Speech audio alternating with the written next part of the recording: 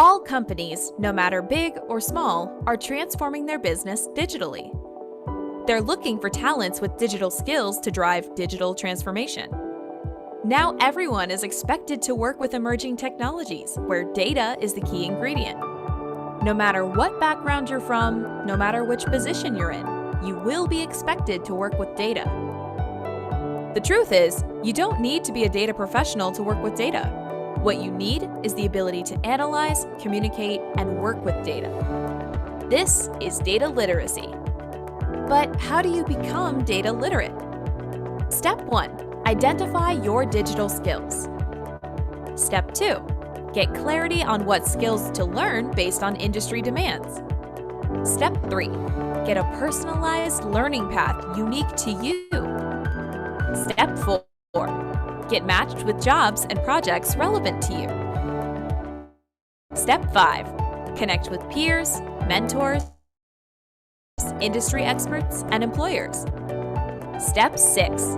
Participate in competitions to build reputation.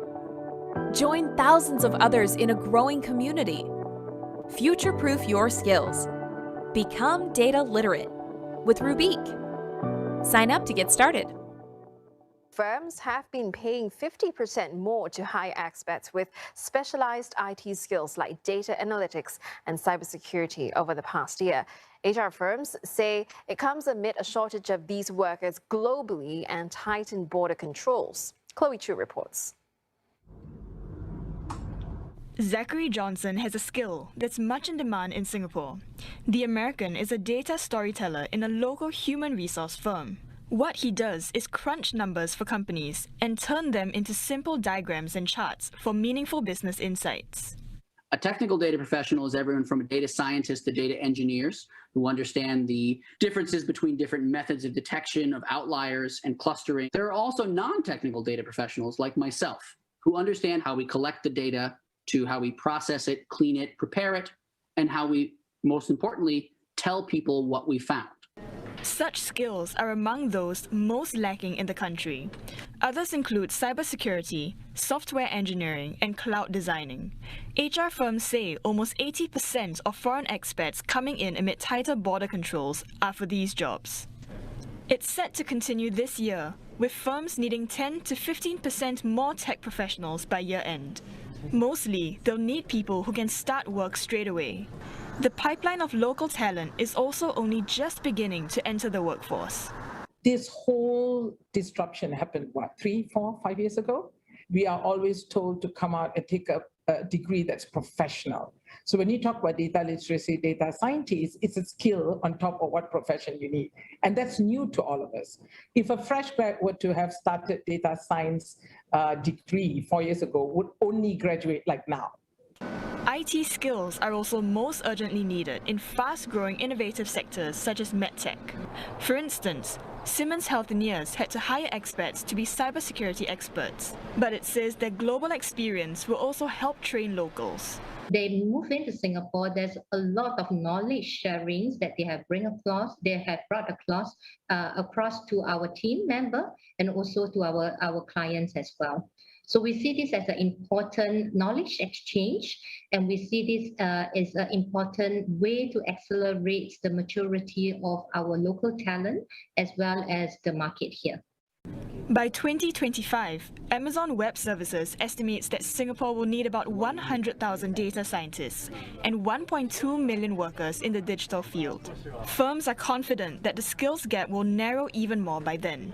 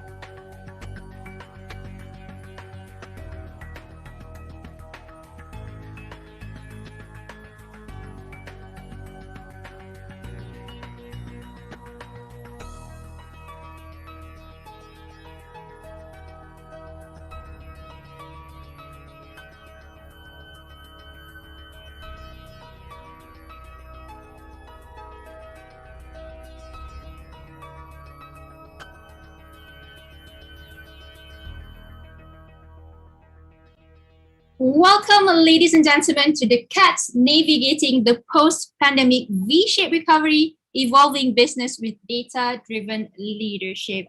Assalamualaikum and a very, very good day, everyone. I know it's lunch hours. We appreciate your time to be with us today. So we are broadcasting this live via Zoom, LinkedIn, Facebook Live, and YouTube. So wherever you're tuning in from, I would love to wish you a very, very, very good day. So my name is Husna Nisa from the Center of Applied Data Science, or we call ourselves as CADS, and I would love to bring you through a quick introduction of today's session. But before that, let me introduce you to our company, the Center of Applied Data Science. We are an AI technology solution company with a big and bold vision to future-proof the world by improving data literacy as an economy for the workforce.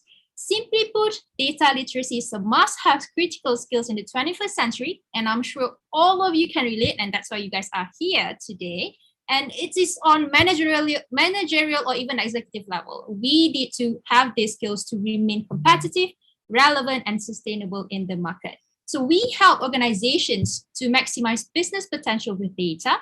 And today, data is like the new oil. And we have helped thousands of organizations being data-driven talents across the region. And you heard it right. It's not only local in Malaysia, but it is also region-wise. Established in October 2015, the Center of Applied Data Science CADS is ASEAN's first and only one-stop platform and center of excellence for data analytics and artificial intelligence in the area of human capital transformation.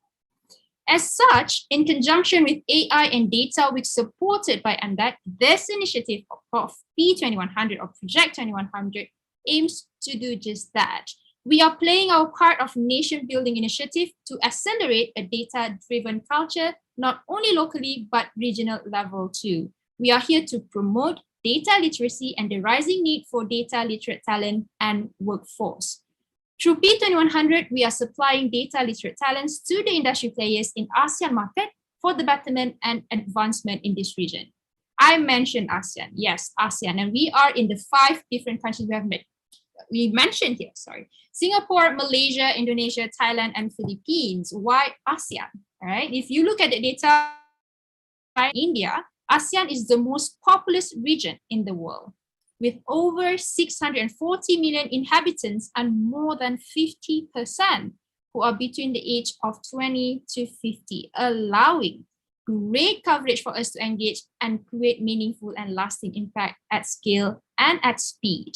We are working closely with our partners that comprises of companies, fresh graduate, online learning partners, data professionals, as well as government agencies. All right, so we work with all these people to future-proof the world and on the regional level. For those who share the same sentiment and would love to hop on in this initiative, I would love to encourage all of you to join and pledge with us today. And all you need to do is just visit to www.thecads.com/project-2100. All right, there you go. A short and brief introduction on what CAD does and what is Project 2100.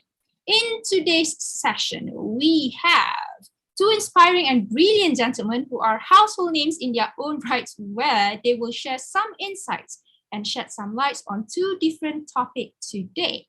The first one would be unmasking your company's hidden potential. And this is especially relevant for those who are looking to grow, scale, and expand faster. And secondly, data makeover with CADS. Overhaul your presentation from to If you can see my face, I'll be very, very excited to hear from our presenters and speakers later.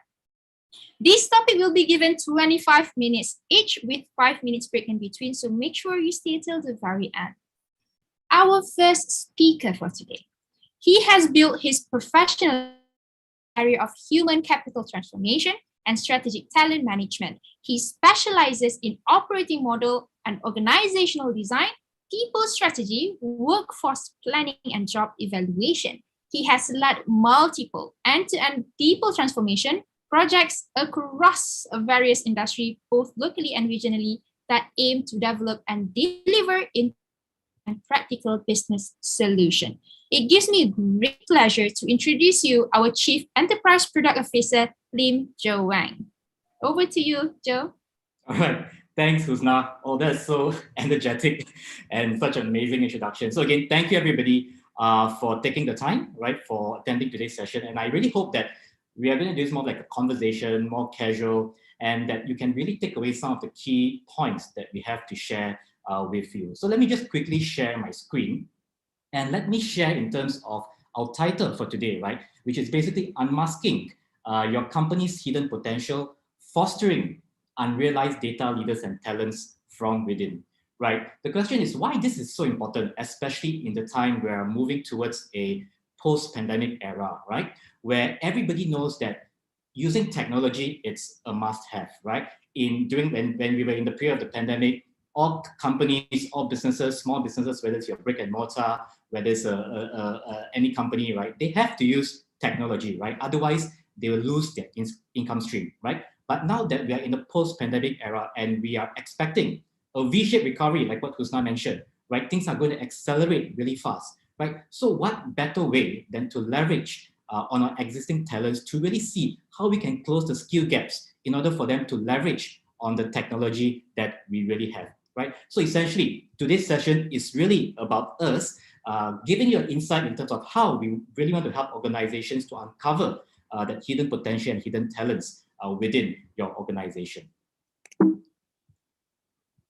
right. So, like what I mentioned just now, becoming a digital business is already a must-have, right? It's not a good to have; it's a must-have for any organization, right? And technology has really improved how we do things, how we make decisions. But the thing is, a lot of organizations in the past and even now, they've spent a lot of money and emphasis in building technology, in building infrastructure, right? Take, for example, during the pandemic as well, when everybody is moving towards digital marketing, they are moving towards selling things online, right? But for example, if somebody who just sells things online without really understanding and able to extract the data from, for example, their web traffic, right? They will lose out in terms of understanding the buyer behavior, right? The buyer pattern, right? Which essentially means that, they are not able to compete with their peers as well, right? So similarly for larger organizations, for big MNCs, big organizations, public listed company, in the past, even before the pandemic, they've already invested millions and millions of dollars in terms of technology, and it's available across the different functions, right? But the question is, do we have the necessary talents to really extract and really leverage on the data that all the different components that is being set within all the different function departments and really make use of it, right? So that is something that is really lacking, and that's something that we see over the years, that data literacy skill sets are not being really embedded, and it's not an emphasis that organization put when it comes to making sure that organization become a data-driven organization. So in order for us to be a really strong and sustainable organization, to be competitive in the market, we need two things, right? Not just technology, but really around how do we educate and make sure all our workforce is able to speak and do data collectively, meaning everybody needs to be data literate, right? So getting there, it's difficult, right? And we've heard a lot of pain points and challenges from the industry, from the market, from the companies that we have worked with. We have uncovered 6 key organizational as well as challenges that's being faced by HR leaders, right? In order to help the organizations to become data literate. Number 1 is really that lack of clarity and visibility in terms of their employee capabilities. And this is very common. What happens is that because we do not have an understanding in terms of our current capabilities, typically HR leaders or some organizations, they just provide a blanket intervention or development training programs for their employees. Because, for example, if they say that, okay, the future of a particular program is, let's say, maybe data visualization. So what they do is they just make sure that everybody in the organization take data visualization, right? But the problem is there could be potential individuals within an organization who are already very familiar with it, right? They're probably really good in Power BI or Tableau, but we do not recognize that, right? So having that limited clarity and visibility of employee capabilities is really one of the key problems that a lot of HR leaders face, right? So we need to find a way to make sure that we're able to create something that's more targeted based on the level of employee capabilities, not just level of capabilities, but also their aspirations. What are they interested in, right? So that's the first key challenge. Second challenge is really around that whole unclear learning and development ROI. And this is very important because if we do not have a clear learning ROI, right, does our management want to give us more budget to create more trainings for the firm, right? So having that unclear ROI is really hindering us from giving the right programs to people. Currently, if you notice, a lot of the KPIs around learning is about training hours, right? Everybody needs to hit, let's say, 3 days of training hours, which is roughly about 24 hours. But that does not mean that, you know, the trainings that we've gone through has really impacted the business, right?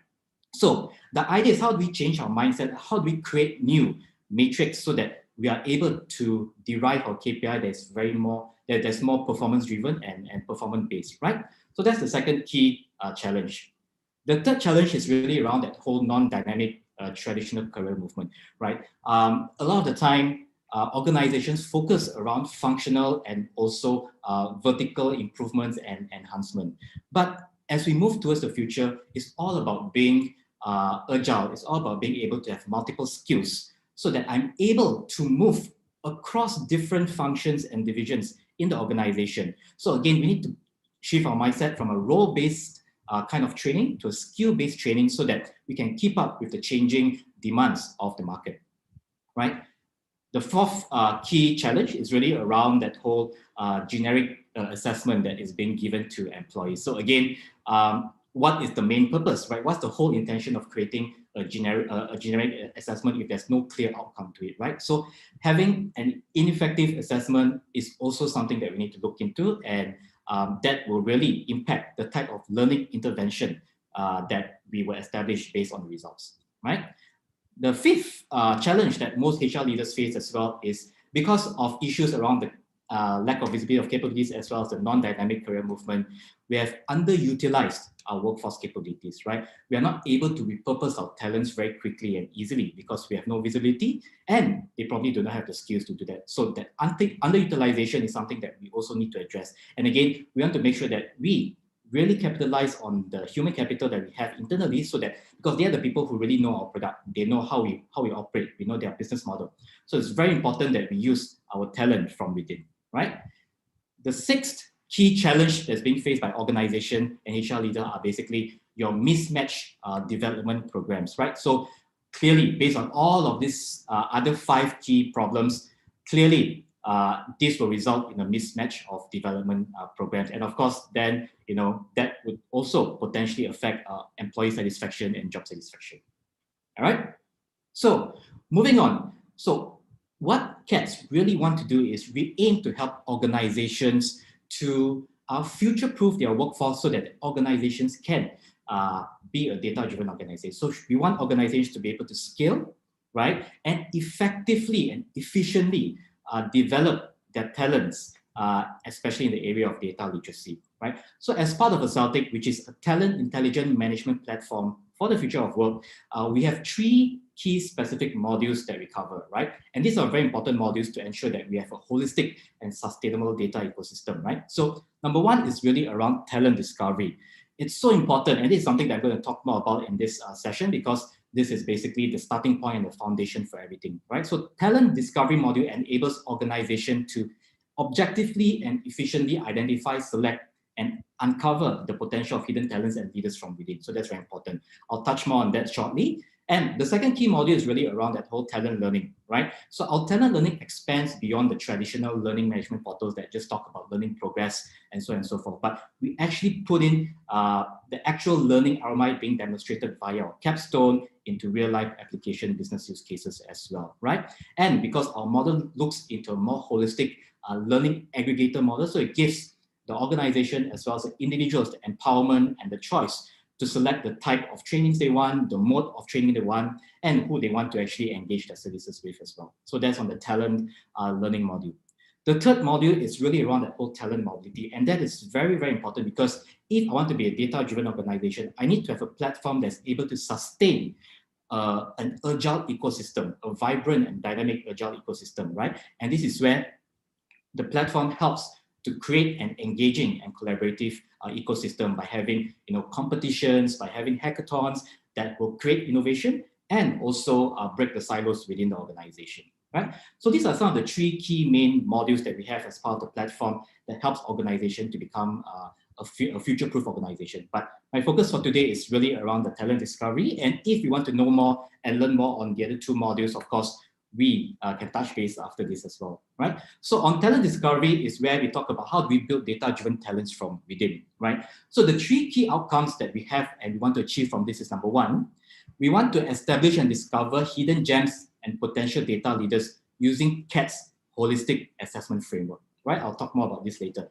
The second key thing that we want to establish as well is we need to also be able to map the skills inventory of our workforce across departments for a snapshot of data literacy capabilities, right? So this is very important because this set the foundation and baseline for us to establish a learning intervention that's more targeted, right?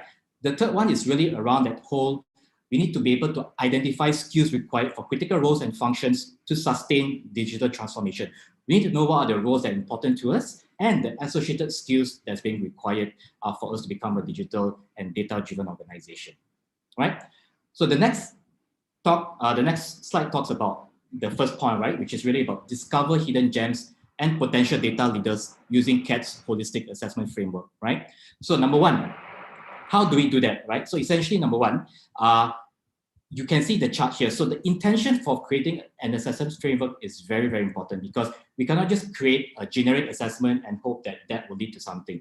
There needs to be a clear intention of different assessment at different levels of people's progression and different management level, right? So what happens is, if you can see this chart here, you can see the data literate workforce, which is the masses, right? It's basically what we call our baseline talent discovery, right? So our baseline talent discovery looks at 2 key skill assessment, which is our baseline skill assessment, as well as smart skill assessment. So what it does is it helps us to identify any potential data talents within the organization. So essentially, if let's say you have 5,000 people in the organization, this really helps us to cast the net to see who can be our potential data talent, right? So this group of people who has passed the threshold, for example, they could be given a small, in-depth and advanced data literacy program, right? But for those, let's say, who do not pass the data literacy, sorry, yeah. So if let's say for the threshold who does not meet the threshold, right? This is where we're going to establish a learning intervention that's more foundational, where it will help them to groom them to become a data literate workforce, right? So that is on the baseline talent discovery, right? So once they've established that, then there is 2 tracks that they can actually move to, right? They can become a they can go into a technical track, or they can even go into a management track if they like to, right? So this gives them the avenue then to select which path they want to go through. The second bullet point here talks about the technical skill discovery, and this focuses on talents who are already a data practitioner and wishes to take a skill quiz to assess their current level of competency, right? And these are people who already have experience in data literacy. They probably have some, they have probably taken that in their course. They are probably in the data analytics team, right? So these are the people that potentially could be our subject matter experts and could be our potential successors for data leaders for the organization. So our CADS 32 data literacy skill assessment does just that, right? So we establish the skill level of these people.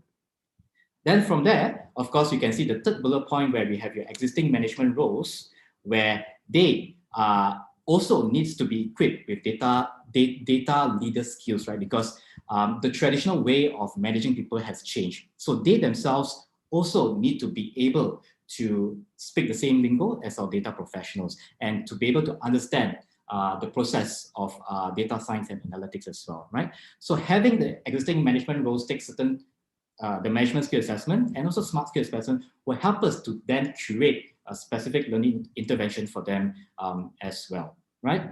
And the fourth bullet point is really around that whole technical to management data leaders, where there's also a potential where technical data leaders might want to become management data leaders. It's very rare, but there are. So in that instance, of course, they can also take on the management skill assessment where we will show the skill gap to see what are the areas that they need to improve and close the skill gap, right? So this entire assessment framework really helps us to provide the different skill assessment at different levels to really help us to identify potential data talents, right? Hidden gems, and also who could potentially become our data leaders both as a technical subject matter expert and also as management data leaders, right? So there's more details in terms of the different assessment, but I'll not cover it here because we only have 20 minutes, right? So going on to the next key outcome out of this talent discovery module is really around mapping the skills inventory of the workforce across the departments, because again, this is very important. So based on all the assessment that we have done upfront, right? So this is where the Acceltic platform helps to populate all the skill inventory into the platform so that we're able to see who is good at what, which department is good at what are we lacking, and from there, we are then able to identify, what is the percentage of data literacy workforce do we have, and why that is so important, because according to the World Economic Forum, by 2022, at least half of our workforce needs to be upskilled in the area of data literacy skills, right? So are we even there yet, right? So this whole heat map, this whole talent skill inventory really help us to establish that percentage. Are we there yet? Are we moving towards that percentage in terms of data literacy? And of course, the other statistics around automation, 30% of the low-skilled workforce will be displaced by automation, and of course, new hires. So are we even preparing people who might be affected with it, with the right skills, with the right capabilities as well, right? So essentially, this is basically the skills inventory that is very important for HR leaders as well as for the organization to have a bird's eye view in terms of what they can do with their workforce, how do we repurpose and remobilize them. All right. So this in terms of the second key outcome that the talent discovery module will really help in terms of providing the right interventions for the talents. Finally, around talent discovery, it's really also around how do we identify the skills required based on the critical roles and also functions for the organization. So again, we also don't want to create, learning programs just because of, some trends or some facts, right? We also need to really understand what are the business needs going forward. So as the first step, the organization themselves, they need to understand what are some of the critical roles and functions that they need for the future of the firm, right? And what are the associated skills. Then from there, based on the results of the assessment that we have done, which talks about the competency level and also talks about the aspirations, are we able to map it back to the business needs, right? Because again, we want to ensure that the employees are satisfied, they see a career progression that meets their interests as well as their aspirations, right? So having this learning needs analysis that's more holistic, that looks into demand, supply, and also the individual's aspiration, that will really help your organization to create a development plan that is more holistic, more complete, and more fruitful for the organization. Right? So all of this is something that we can done via our talent discovery module as part of the framework that we have under Acceltic. Right? So I'm just going to close back. So I think, let me see how much time I do. I have 3 minutes left. So I'm just going to quickly close this by saying that this is basically the 3 key modules that we have. Right? If you like to know more, the learning and mobility module, you can talk. We can share with you more about it. But the talent discovery is something that is very crucial and very important for organizations, because without having a baseline, right, you'll be essentially, shooting programs in the dark, right? So we really want to eliminate that. And with this, we're able to make decisions that are more holistic, that's more objective. And with that, you're able to scale and become a data-driven organization faster and in a way that utilizes your strategic investment more appropriately, right? So with that further ado, I think that's the end of my session, right? If you'd like to book a demo, you can contact us at engage@thecads.com. Otherwise, if let's say there's any questions from the floor, I think I'll pass it back to Husna. So thank you very much. Thank you very much, Joe, for the very insightful sharing. Is there any questions? We would entertain and welcome the question. Maybe we can have 2 questions if there is any. Yes, no? If no question means you did a very good job presenting, Joe. Thanks, Husna. Thanks. Awesome. Thank you very much. And I'm sure, although you are saying about future of work, but the future is really now, right? We are talking about it, and this is now. Now is the important phase for organizations to realize, and you should take action at this moment, because now we are talking about the integration between the technology and the data side and the business, no longer as a separate entity. Right, so thank you very much, Joe. Again, I think we have no questions from the audience. Thank you very much, Husna. Awesome. Thank you very much. And ladies and gentlemen, just to share with you some a little bit of the mantra of our founder here at CADS. All right, so our employee needs to be data literate, and only then will everybody speak the same language. And there will be no silos within the organization. It is not just about putting the infrastructure in place. It has to be driven by the board and C levels. As I mentioned earlier on, it is about integration of two, right? Not only just one part. It is now together. You have to come together as a whole organization. And that is exactly why, ladies and gentlemen, Acceltic is created. Okay, the sole purpose of Acceltic is to assist organizations to become a highly matured, data-driven organization. And like Joe said earlier, if you are keen to develop a data-driven organization roadmap to support your digital transformation, reach out to us at engage@thecads.com. Again, engage@thecads.com. And we'll be very, very happy to assist all of you. Right, so we are also working closely with Perkesos on the Penjana Kerjaya 3.0 program. There is over 2 billion ringgit Malaysia allocated under the Prihatin incentive to offer hiring incentive for employers hiring new staff. Take advantage of the training incentive to upskill your new hires. Eligible candidates can benefit from the upskilling program in data literacy skills, and let us know also if you are keen to find out more. All right, ladies and gentlemen, to ensure that everyone benefits, we would like also to introduce Rubiqe, the data professional committee, where individuals, no matter what background, if you do not have data science background, also you are very much welcome to be on this platform and get to improve your career profile with data science, business analytics, and AI skills. We believe that each and every one of us, no matter young, old, or whatever age we are at, or whatever career path we are on right now, and whichever level of expertise or whichever industry you are in, you can use data ranking skills to support business decision-making, drive business performance, and solve some of the world's most pressing problems, especially for your organization. And Rubiqe offers a personalized learning path for you to master data literacy skills. So here I'm going to take like one short breath. Okay, we have done with the first part of the session today, and we are going into the second session today. I'm sure, have you guys ever wondered how you can overhaul the boring data presentation to an interesting one for better understanding and decision making?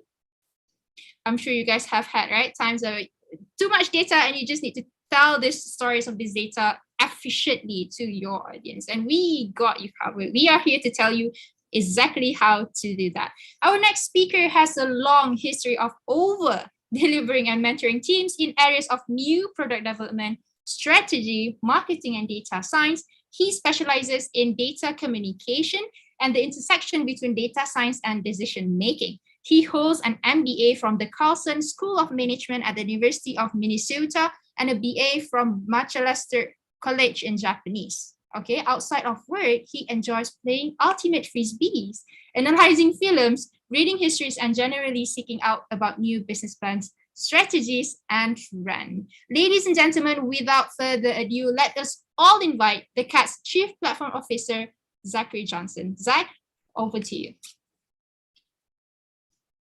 Hello, everyone. Hello, hello. Can you guys all see my screen? I want to make sure I'm going to start set there. We are seeing your screen, but now we are seeing your... I got you covered. Okay. All right. Hi, everyone. My name is Zachary. I'm the Chief Platform Officer here at CADS, former head of the data science team. Now, Joe talked a lot about the macro reasons why businesses are going to upskill. I'm here to give a different perspective on the micro session, not even just why you might need to upskill, which you might want to if it's interesting, but more on the how it just benefits and how we think about how it benefits those around us. Now, today I'm really just going to talk about my thought processes and how we can create better visual communication. I'm going to offer 5 tips just on how you can go about thinking in ways that will improve the clarity, the speed, and of course the efficiency of that which you communicate with graphics and with data. So let's go start just real easy on that. That's what we're focusing on today. So don't get lost in the cloud architecture and all those things that Joe talked about, which are very important and we do need to talk about. But I just want to talk about how you do a presentation. We do Zoom all the time now. Look where we are. We're on Zoom. All of colleagues and everyone else gives presentations. They share their screen and the graphics are there to help them explain what they have to say. Well, if we waste 5 minutes per slide on every presentation, suddenly the meetings drag and drag and drag and drag. And that doesn't help anyone. Businesses that are agile need to be able to communicate as efficiently and take advantage of the technological places in position. So I'm just going to give you guys my quick 5 tips in slide form. And then we're going to have, there's an Excel that I think should be shared by the other members of the staff here. So you guys can follow along with me as I kind of do a redo with you. We're going to do a revamp here in 20 minutes. Here we go. Here are my 5 tips for really just making your visualizations better. Number 1, you have to absolutely know what you want to show. You can't equivocate. There's no, well, I want to show this and this and this. No. You have to know exactly one thing that you want to say. Number 2 is that you have to commit to that one thing. You can't let other positions drown out or even take precedence, or charts positions say that visual elements get in the way. You have to commit to what you wanted to say. Even if you end up being wrong, that's okay. If you committed, we're good. Number 3, we really show the details that matter. Now, there are lots of ways to show details. There's a different question of showing which details on a graphic matter. And we want to make sure we only show the ones that matter. Number 4, you have to write down exactly what you want them to know from number 1. You have to write it down in a sentence in a way they can read it. We have to make sure we are explicit in what we wanted them to know. And number 5 is usually just an understanding that we should have fewer colors. We're going to use colors strategically. Okay. So this is the first reason to understand this. It's just basically saying, in a world full of data, and data can include all sorts of things you guys don't even think about. Data includes smells. Data includes how it feels, if it's soft or hard. Data includes temperature data you get from an Excel. It can also include sight from your eyes. I mean, data comes in forms you don't even understand. Music is a kind of data. Numbers by themselves are a kind of data. Categories, seasons, temperatures, times, images, sound, size, all in all, everything you've seen. Images are a part of this. And the more we try to have, the worse our communication generally gets. Basically, the more you try to say certain things in varieties of colors, and you have add, the worse it gets. So how many things are we really going to say? We're going to say 1, if we can. We're going to say 1, no more. The second set here is that really, if you're going to say one thing, you have to take all that data and form it into an insight. How many insights usually? 1. 1 insight for action. Clarity is established by concision. So this is why we have the first thing you really should know how to do and should be able to say here is, how many things do we talk about? Probably 1 at a time for concision and clarity. So, point number 2 is simply to commit. Pick one story. Doesn't matter if you end up being right or wrong. You can fix it later. If you get it wrong, try again. But we don't want anything to get in the way of focus from the insight that you wish to share. Nothing extraneous. We want to make sure there is a laser beam focus between the insight and the visual you choose and the action that comes out at the end of the process. The greater the clarity, the greater the commitment, the speedier the communication, the more action they can be taken from. All right, I'll give you guys a couple examples as we go on here from these stories. So here's an example I made from some made up data, but here's how it works. This is a graphic here on sales by region, Northeast, Southwest, with sales in ringgit in 2016. You can see it's a bar chart. I have 4 colors in the bar chart. Okay. The data I've put on details includes things like the sales in ringgit, that's the y-axis. So we know exactly what it is we're talking about of units. We know it's a sales region. Again, emphasis on that this is units of sales. And we labeled our positions. Pretty standard. We also added our data labels. You know specifically to the ringgit how much was made by each region. And finally, we actually added additional details. We did it in ranking. So you can see it goes in a logical order. It goes from lowest to highest, 4th, 3rd, 2nd, and 1st. Is this graphic incredible? Is it in the most amazing way to do it? No, but it's okay. I'm sure we got the details up. The details include the specifics of the amount of ringgit, okay, the ranking of the ringgit, all right, And of course, the units and the categorization that have to be explicit. You have to be, all those things are details that matter. Those must be included in any good graphic. Now, if I went to the fourth position here, is that I put a title on it. This is where I wrote down exactly what I believe the graphic wants you to know. Our regional sales were similar this year, with West in the most profit.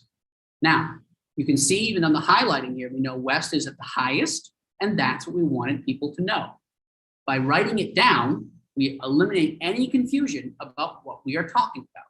That's how we're going to make sure we really make sure we can put together the story in a simple, concise, and clear pattern. This is number 4.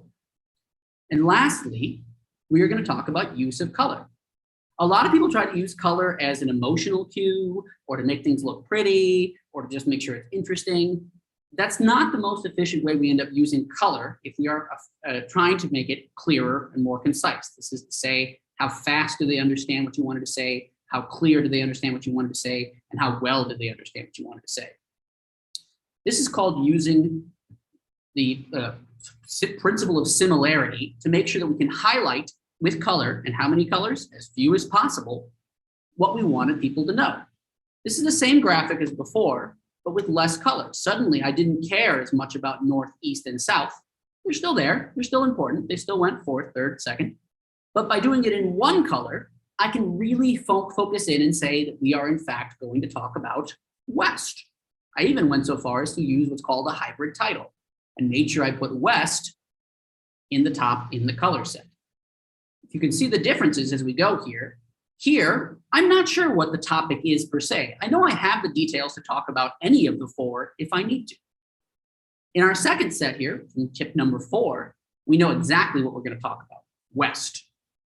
In our 5th set, we actually focus in so we can talk about very little else but West, and that's intentional. Great data strategy hones in on one story to tell, and one story only. Okay, those are my 5 tips for great visualization. We'll go back and see if we can get them again. We want to know exactly one thing to show. We want to commit to that one thing, nothing else. We want to show the details that matter. We want to write down the graphic title, and we want to use fewer colors. These are the simplest ways we can to make visuals more effective. Now, I would like to make sure I have an example you guys can use. So let's start and see if we can fix something. This is real, guys. I did find this. I found it the other day. It's in the 2020 Digi investor presentation deck. And I don't mean to make fun of Digi. I'm not going to do that. That's not what this is about. But this graphic doesn't work. And we can talk about why it doesn't work for a couple positions here, but you can add them up. I mean, is it really going to be 151%? So it's 151% out of 200? Or are they talking about the difference between the two? Are they talking about the change over time between the two? I don't understand what they want me to know out of this graphic. I even read their title here. It says, sustained customer satisfaction scores reflect our sharp focus to pivot business strategies to connect customers to what matters most. Blah, blah, blah, blah. I don't know what they wanted. So we're going to see if we can use my 5 tips here to make a better version of this graphic. Let's see if we can do it. I'm going to switch screens here. So give me 1 second and we'll be back up. Let me see.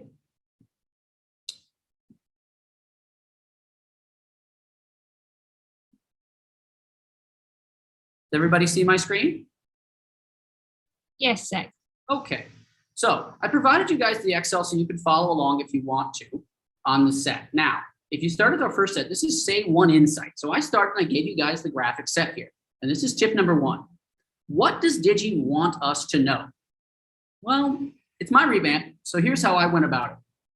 I really saw there were 2 options here. Either they wanted us to know about the performance center customer service centers, either or, over time. Or they wanted us to know the difference between the 2 customer service centers, a possibility. So I went ahead and I made the data set over here and I made a pivot table. Now, pivot table usage, if you guys don't know how to do it, we can make one quickly. Basically, you highlight the set, go to insert a pivot table. I like to do it in an existing worksheet. I'm just going to put it over here on the side. It's fine. And suddenly I have a new pivot table. I'm going to use my existing pivot table though. So my existing pivot table says, and this is how you want to talk about these things. You want to talk about that in terms of years or this something by something. This is to identify whether it's categories or whether it's going to be kind of a series set. So we're going to drag a set here. We're going to go with years to rows. Second, we are going to go with score to values and type to columns. And this would get us our general data set that we would want to work from. I'm going to make sure that I actually change these just to make sure I have it set to percentages so that we can have percentages in our graphic. And that's where we start. We have to have the data in the form we want. Second set, in the move set here, we're going to commit. Now that we have the data in the where we want it, we have to decide, because we're showing customer centers over time, what kind of visual works best for this and commit to one story. Now I know this is going to be a line chart myself because it's change over time and that's showing a trend, but let's see if we can show what it looks like in other formats here. So we're going to insert top. We're going to go to something like a bar chart. You can see it in a bar chart form here. And you can see a bar chart works that you could kind of draw lines between the three blues and the three oranges, but it doesn't work as well to establish that moving forward trend. This would be something I would use for establishing the difference between the two kinds of customer service centers. So we're not going to make that one. We're going to go ahead and click on our set and we're going to insert a line chart. Insert a line chart. We have our line chart with double sets. This is exactly where we want to be.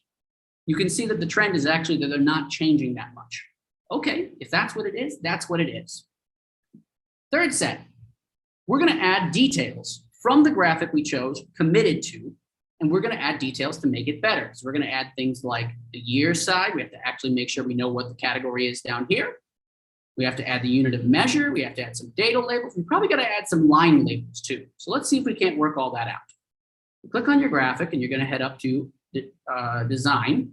I do it this way. I'm going to add in a bunch of things. So I'm going to add in my axis titles, 1 and 2. I'm also going to add in my data labels. I like to use them above so that we can make sure we see them. That's great. So that covers a number of sets. We're going to make sure we type it out here. We're going to see if it have the years. Oops.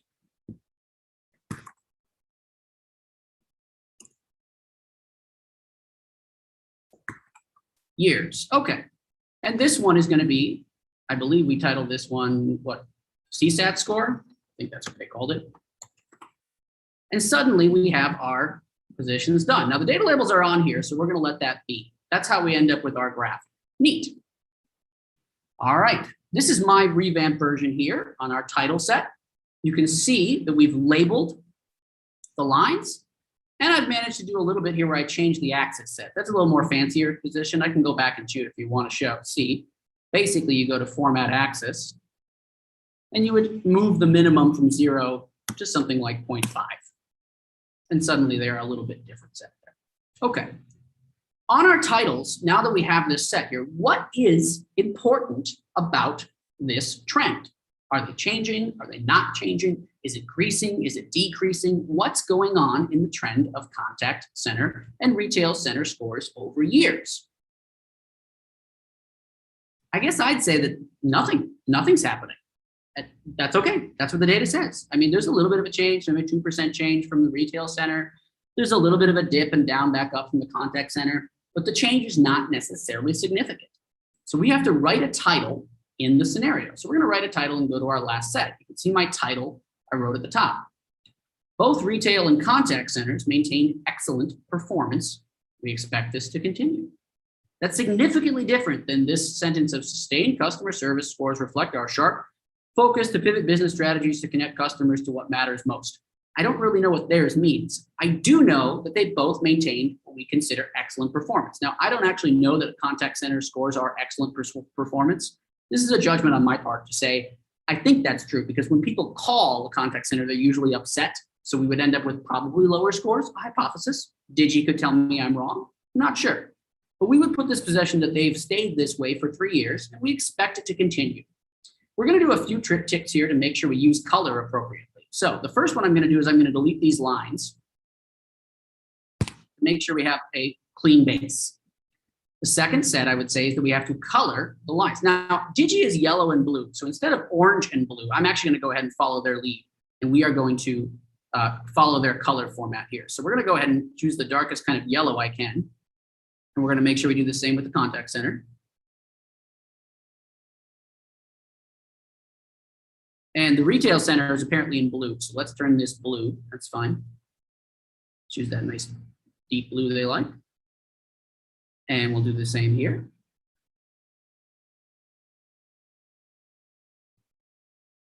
All right. Now we have it in a color set that Digi would appreciate. And that's a nice position. That's their core colors. However, we do have to color the top set too. So the retail is apparently in blue. So let's make sure we go home and change our set. And our contact is going to be in that kind of lighter yellow so we can see it. Okay. And now we have a significantly better graphic than what they gave us for the investor set. And with that, you guys can see the difference between really, well, I'm not going to say it's excellent, but reasonably good data storytelling and data visualization for communication, and data visualization that is a little bit less concise and a little bit less cohesive. All right, I'm going to turn this back to our moderators. Thank you, everybody. I hope you learned something on 5 quick tips. Thank you very much, Zach. The whole presentation reminded me to one thing, that is less is more. And I like that. There's only 5 tips and you can make your presentation better to your supervisor or even your team. So now is where I allow, if you guys have any questions altogether, you can share with us through the chat or even the platforms that we are live on, broadcasting on. Yes, no? If there is no question, that will be it, and that will be all. Thank you so much, Zach, for your time, and it was fantastic. Given the 5 new tips, now you have learned something new today, and I hope that you guys can, go back and present better, whatever that is you need to present to your team or supervisor or even bosses in your respective organizations.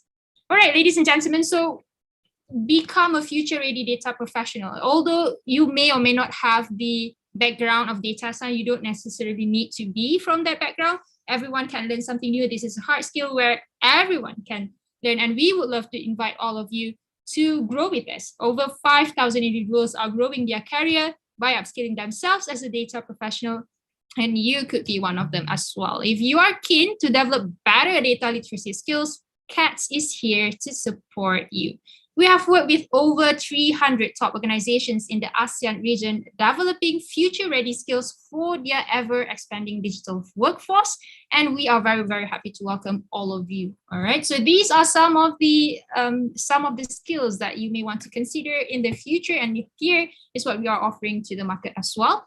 And here are some of the companies that we are working with, and they are actively expanding their data literate workforce and have been hiring top talents to work on digital transformation projects across the ASEAN region. We help organizations develop a data literate workforce comprised of different data professionals, data analysts, data engineers, and data scientists, employees from different management level, from non-technical to technical specialties can develop data literacy skills. Again, like all of you, if you don't have the background, do not have to worry, just hop on and we can guide and assist you. Right, so for companies planning to expand their business, and we have ready talents for you, get in touch with us if you are keen to hire data savvy business practitioner, data analyst, data engineer, data scientist, or business analyst. Get in touch with us if you're keen to hire, and send us email at engage@thecads.com or chat with us on our website. Again, engage@thecads.com or chat with us on our website.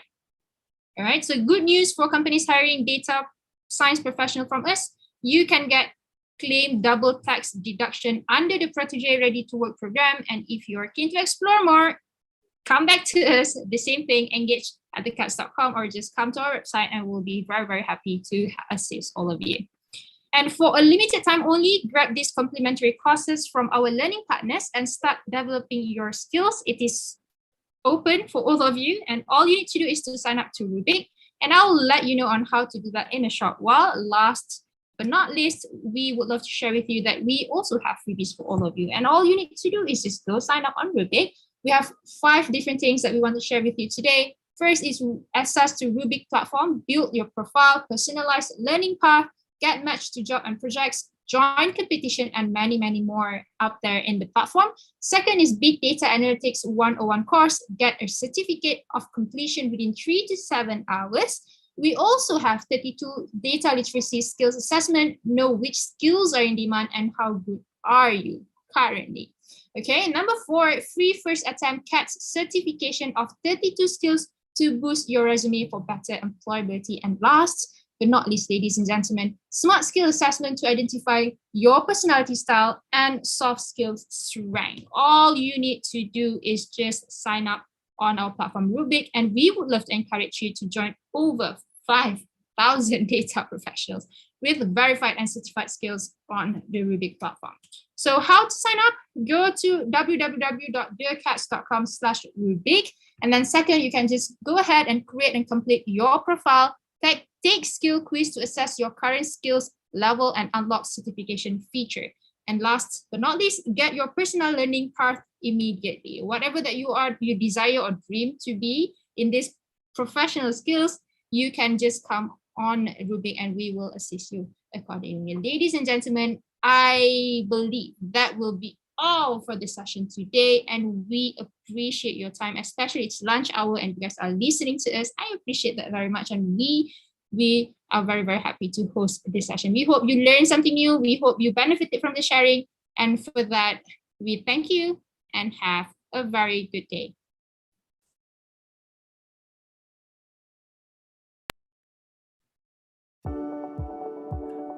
All companies, no matter big or small, are transforming their business digitally. They're looking for talents with digital skills to drive digital transformation. Now everyone is expected to work with emerging technologies, where data is the key ingredient. No matter what background you're from, no matter which position you're in, you will be expected to work with data. The truth is, you don't need to be a data professional to work with data. What you need is the ability to analyze, communicate, and work with data. This is data literacy. But how do you become data literate? Step 1, identify your digital skills. Step 2, get clarity on what skills to learn based on industry demands. Step 3, get a personalized learning path unique to you. Step 4, get matched with jobs and projects relevant to you. Step 5, connect with peers, mentors, industry experts, and employers. Step 6, participate in competitions to build reputation. Join thousands of others in a growing community. Future-proof your skills. Become data literate with Rubiqe. Sign up to get started.